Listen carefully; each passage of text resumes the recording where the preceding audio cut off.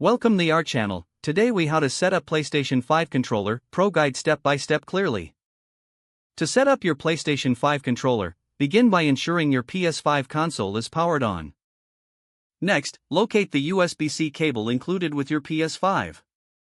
Plug one end of the USB-C cable into the controller. Connect the other end of the USB-C cable to the PS5 console.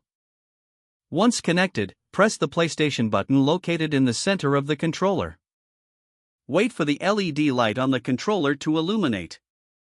After a few moments, the controller will be automatically paired with your console. If you'd like to use the controller wirelessly, unplug the USB-C cable after the initial pairing. To do this, press and hold the PlayStation button until the LED light starts to blink. Now, you can take the controller away from the console and use it wirelessly. If you'd like to pair the controller with another device, turn off your PS5. Then, press and hold the PlayStation and create buttons simultaneously until the LED light starts to flash. On your other device, navigate to Bluetooth settings and search for available devices. Select wireless controller from the list to complete the pairing process. Your PS5 controller is now ready for use across devices. For additional features, you can customize controller settings within the PS5 menu. Explore options like button mapping and vibration intensity to enhance your gaming experience.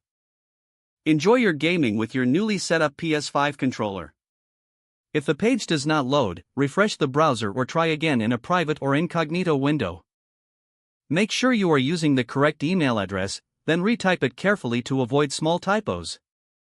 If your password is not accepted, use the reset option and create a new strong password you can remember. Check your spam folder for verification or security emails, then complete any requested confirmation steps. Enable two-factor authentication if available to improve account security and reduce unauthorized access risk. After signing in, review your profile details so your contact information and settings are accurate and current.